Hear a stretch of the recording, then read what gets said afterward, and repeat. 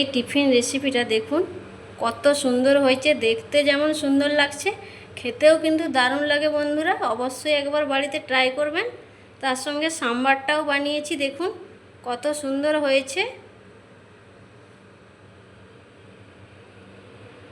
নমস্কার বন্ধুরা, Sumitra kitchen and ব্লগে সবাইকে স্বাগত জানিয়ে আজ আমি আপনাদের সামনে একটা টিফিনের রেসিপি নিয়ে চলে এসেছি।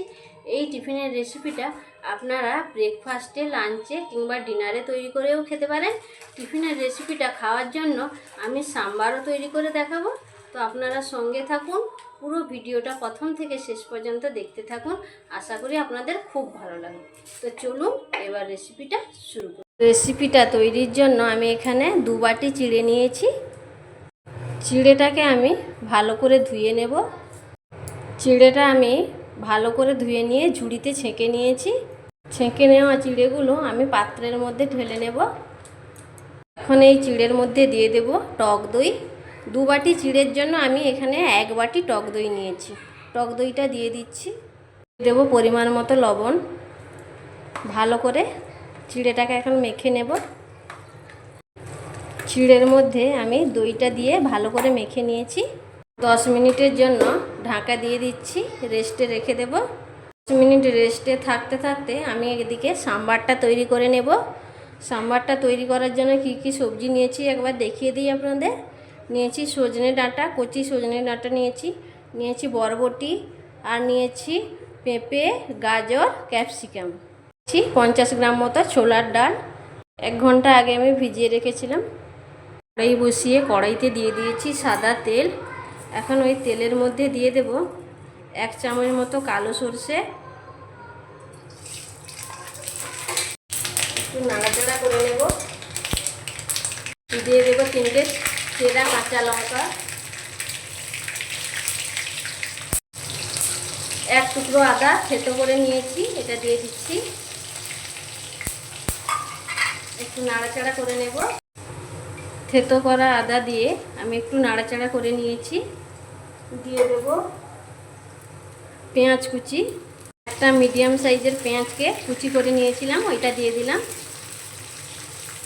একটু নাড়াচাড়া করে নিচ্ছি। এখন পেঁয়াজটা দিয়ে একটু নাড়াচাড়া করে এখন দিয়ে দেব কয়েকটা কারি পাতা।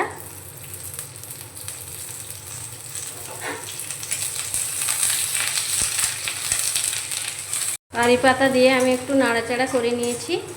এর থেকে বেশি আর ভাজবো না, বেশি ভাজলে কারি পাতাগুলো পুড়ে যাবে, তখন খেতে আর ভালো লাগবে না। আমি একে একে সবজিগুলো দিয়ে দেব। দিচ্ছি প্রথমে গাজর কুচি, দিচ্ছি ক্যাপসিকাম কুচি, পেঁপে, বরবটি আর সজনে ডাঁটা। ভালো করে একটু মিশিয়ে নেব। সবজিগুলো দিয়ে 2 থেকে 3 মিনিট নাড়াচাড়া করে নিয়ে এখন কিছু গুঁড়ো মশলা অ্যাড করে দেব। দিচ্ছি 1 চামচ মতো হলুদের গুঁড়ো, 1 চামচ দিচ্ছি লাল লঙ্কার গুঁড়ো, 1 চামচ দিচ্ছি ধনে গুঁড়ো, 1 চামচ লবণ দিয়ে দেব। গুঁড়ো মশলাগুলো সবজির সঙ্গে একটু মিশিয়ে নেব। গ্যাসের ফ্লেমটা এখন মিডিয়ামে রেখেছি। মিডিয়ামে রেখে আমি আরও 2 মিনিট মতো এইভাবে নাড়াচাড়া করে নেব। প্রায় 2 মিনিটের মতো আমি সবজিগুলোকে নাড়াচাড়া করে নিয়েছি। দিয়ে দেব টমেটো কুচি। 2টো মিডিয়াম সাইজের টমেটো কুচি করে নিয়েছি, দিয়ে দিলাম। আবারও মিশিয়ে নেব ভালোভাবে।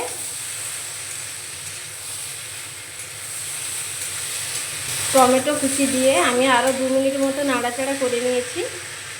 কষিয়ে নেওয়া সবজিগুলো দেখুন আমি একটা প্রেসার কুকারের মধ্যে ভরে নিয়েছি। এই প্রেসার কুকারের মধ্যে এই যে আগে থেকে ছোলার ডালটা আমি ভিজিয়ে রেখেছিলাম দিয়ে দিচ্ছি। 1 বাটি মতো জল। গ্যাসটা আমি এখন অন করে দিয়েছি। ছোলার ডালটা ভালো করে মিশিয়ে নেব। এর মধ্যে দিয়ে দেব সাম্বার মশলা, 1 চামচ মতো দিয়ে দিচ্ছি। ভালো করে মিশিয়ে নেব। দেখুন ভালো করে আমি মিশিয়ে নিয়েছি। প্রেসার কুকারে আমি উপরে ঢাকনাটা লাগিয়ে দিয়েছি। এখন 3টে সিটি দিয়ে দেব। 10 মিনিট পরে ফিরে এলাম। আমি এখন ঢাকনাটা খুলে নিচ্ছি।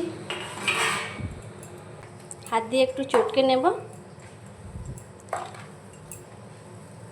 হাত দিয়ে চটকে চটকে আমি সুন্দর ডোর মতো করে নিয়েছি। এখন এর মধ্যে দিয়ে দেব হাফ বাটি মতো সুজি, অল্প একটু জল দিয়ে দেব।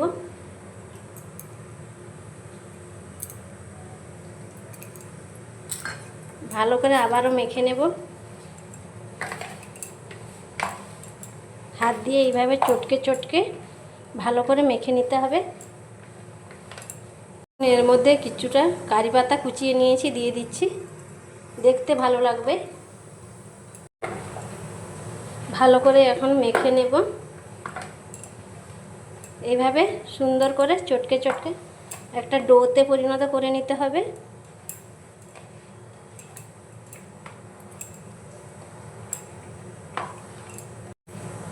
এইভাবে অনবরত এরকম চেপে চেপে দাবলেই সুন্দর একটা ডোতে পরিণত হয়ে যাবে।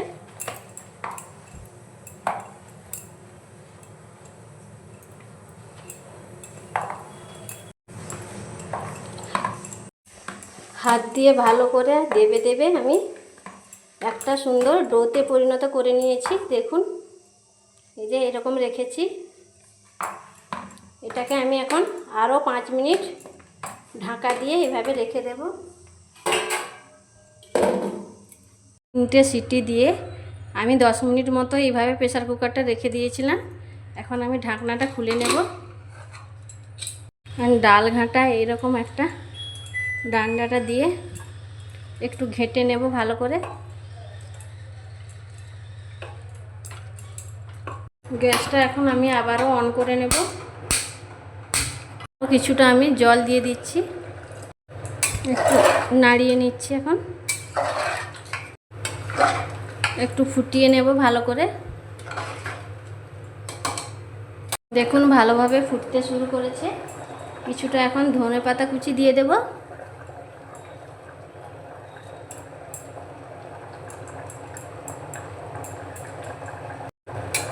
আবারও একটু নাড়িয়ে দিচ্ছি। সাম্বার একেবারে রেডি হয়ে গেছে। আমি নামিয়ে নেব। 5 মিনিট পরে ফিরে এলাম। ঢাকনাটা খুলে নিচ্ছি। ডোটা থেকে এখন ছোট লেচি কেটে নিলাম। ভালো করে গোল করে নিচ্ছি। এখন হাত দিয়ে এইভাবে চ্যাপটা করে নেব। হাত দিয়ে চ্যাপটা করে নিলাম।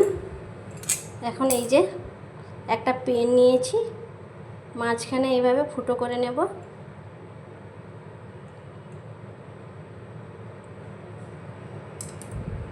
দেখুন কত সুন্দর হয়ে গেল একটা। আবারও লেচি কেটে নিয়েছি, গোল করে নেব ভালো করে।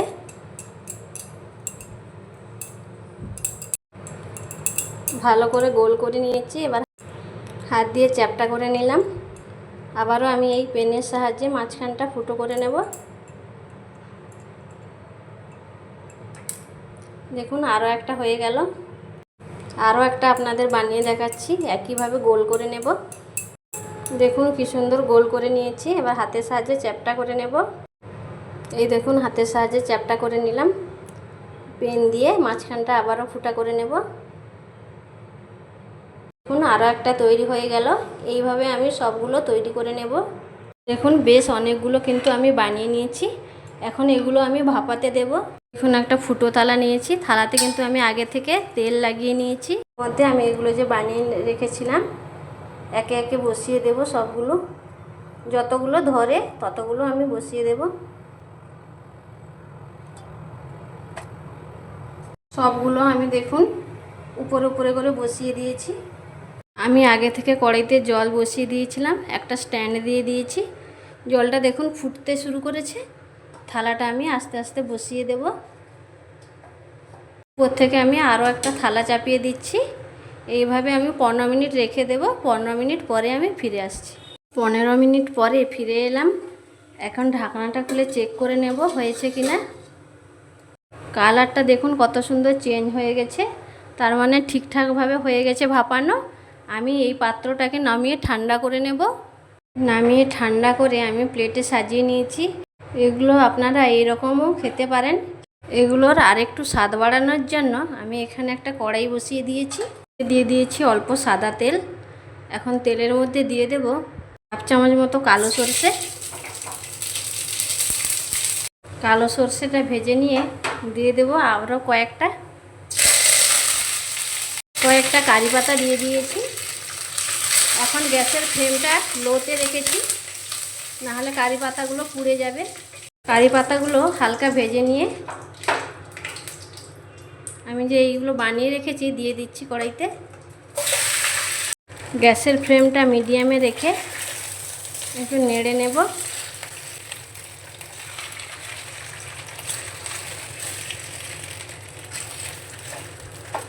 কড়াইটা ধরে এভাবে আমি ঝাঁকিয়ে নেব। কয়েকটা ধনেপাতা কুচিয়ে দিয়ে দিচ্ছি, ভালো করে মিশিয়ে নেব।